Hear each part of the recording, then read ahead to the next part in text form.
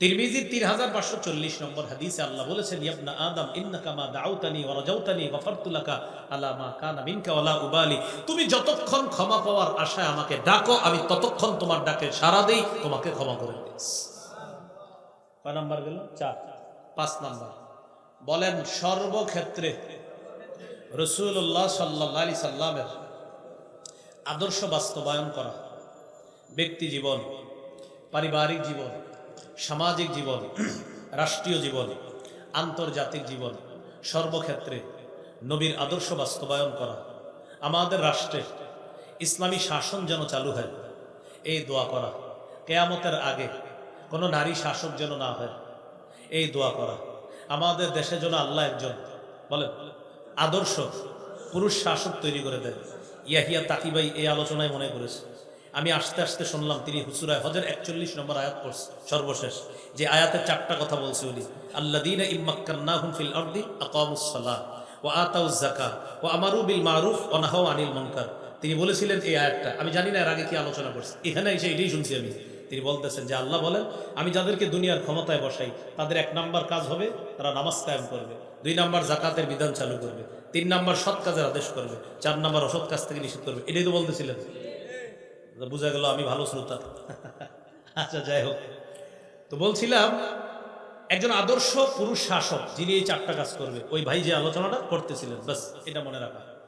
তাহলে আল্লাহ রসুলের আদর্শ রাষ্ট্রীয় জীবনেও বাস্তবায়ন করা, আরেকটা হলো আন্তর্জাতিক জীবনেও বাস্তবায়ন করা। আন্তর্জাতিক জীবন যেমন ফিলিস্তিনের ভাইদেরকে ভুলে যাওয়া যাবে না, তাদের জন্য কিছু করার চেষ্টা করা। ফিলিস্তিনের জন্য আমাদের করণীয় ৪টা, বলেন কয়টা? ১ নাম্বার সহযোগিতা পাঠানো, ২ নাম্বার জিহাদ করা, প্রাচীরের বাধার কারণে এটা আমরা পারছি না, ৩ নাম্বার ইয়াদাত প্রস্তুতি গ্রহণ করা, হ্যাঁ আমরা প্রস্তুত আছি ইনশাল্লাহ, আল্লাহ সুযোগ করলে আমরা যাব। ৪ নাম্বার তারা যেই সমস্ত শক্তি সঞ্চয় করে যেই মাধ্যমে, ওই মাধ্যমগুলা বয়কট করা। আমার টাকা দিয়ে যেন আমার মুসলমান ভাইয়ের রক্ত না চলে। ঠিক কইয়াও তো কোরবানির গোস্তটা খাইয়ে একটা ঠান্ডা টান দিবেন, বলবে ঠান্ডা না দিলে কি লাগে না? ভালো লাগে না। তাকান তো আমার দিকে, সবাই তাকান ভালো করে, তাকাইছেন? 18 বছর হলো এই পানি ছুঁয়ে দেখি না। হ্যাঁ আমি আমি আমি আমি কয় বছর? অবাক লাগছে না? বাস্তব, পৃথিবীর কাউরে প্রমাণ করতে পারে আমার এটি খাইতে দেখছি। 18 বছর হলো, না ঠান্ডা না গরম, না এই পানি না ওই পানি না সেই পানি, কোনো পানি না। 18 বছর আলহামদুলিল্লাহ, বিইজনিল্লাহ, ইনশাল্লাহ মরা পর্যন্ত ছুঁয়ে দেখবো না। আমার জীবনও চলছে, আপনার জীবনও তো চলছে, আমি তো আলহামদুলিল্লাহ ভালোই আছি। আপনি বলে এটা না খাইলে জীবন চলে না, আমারটা কেমনি চলবে? এটা এই জন্য বললাম, আপনারা যেন বলতে পারেন যে বেড়ায় পারলে আমরা পারবো না। আজকে থেকে বলবেন বেড়ায় পারলে আমরা পারবো না, এটা বলবেন। কালকে এইভাবে বলবেন এ পারলে আমরা পারবো না, বাস। তাহলে এদের এইগুলা বয়কট করবো তো ইনশাআল্লাহ। এ হলো ৫ নাম্বার গুনাহ মাফের উপায়। সূরা আলী ইমরান ৩১ নম্বর আয়াত আল্লাহ বলেছেন, নবী আপনি বলেন, তোমরা যদি আল্লাহকে ভালোবাসো, আমার অনুসরণ করো, আল্লাহ তোমাদেরকে ভালোবাসবে, ওয়াগফির লাকুম যুনুবাকুম, তোমাদের গুনাহ মাফ করে দিবে। ৬ নাম্বার উপায় গুনাহ মাফের, আযান দেওয়া। আবু দাউদের ৫১৫ নম্বর হাদিস, আল মুআজ্জিনু ইউগফারু লাহু মাদা সাউতি, মুয়াজ্জিনের আযানের আওয়াজ চারপাশে যতদূর যায় তার গুনাহ মাফ করে দেওয়া হয়। আপনারা আর কেউ উঠবেন না, শেষ করে দিচ্ছি ২-৩ মিনিটের মধ্যে, আপনাদের একটা কাজ বাকি আছে, আল্লাহর রাস্তায় কেউ উঠবেন না। এটা হলো ৬ নাম্বার। ৭ নাম্বার ২ রাকাত নামাজ পড়া।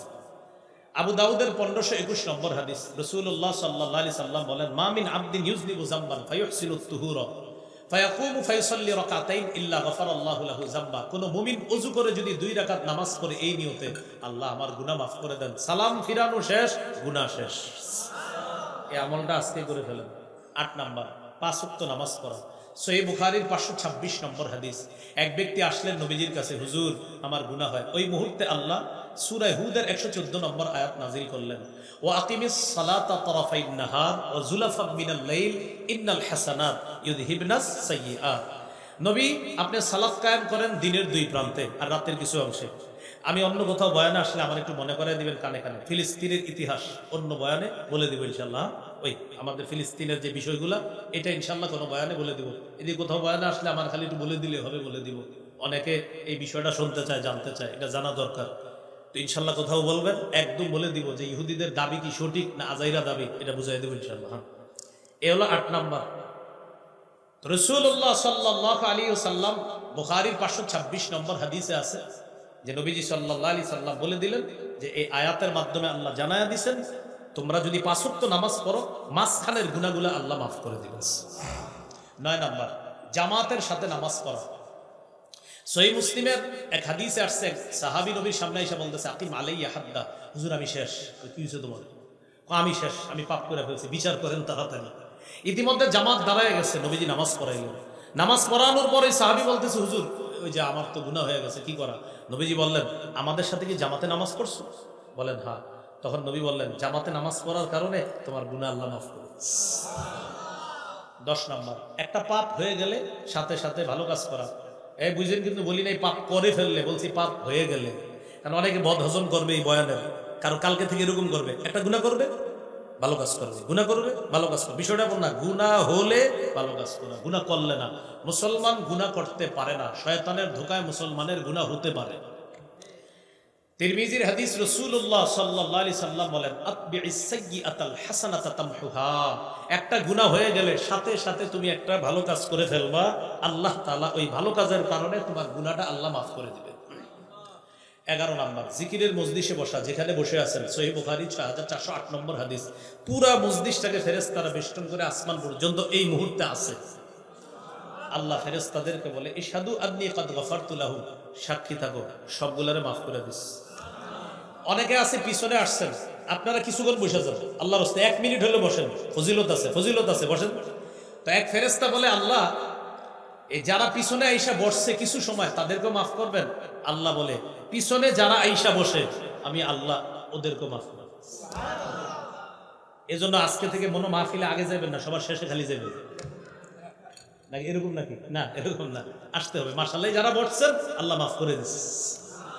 এ হলো 11 নাম্বার উপায়। 12 নাম্বার সর্বশেষ উপায় জিকির করা। 11 নাম্বার জিকিরের মজলিসে বসা, আর 12 নাম্বার জিকির করা। রাসূল সাল্লাল্লাহু আলাইহি সাল্লাম বলেন আল্লাহর কাছে 4টা জিকির সবচেয়ে পছন্দের।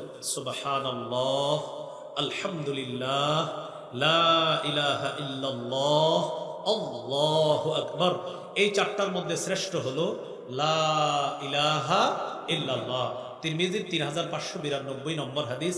ইখলাসের সাথে কেউ যদি একবার বলে লা ইলাহা ইল্লাল্লাহ, আসমানের সবগুলা দরজা খুলে দেওয়া হয়, তার লা ইলাহা ইল্লাল্লাহ যেন আরশ পর্যন্ত পৌঁছে।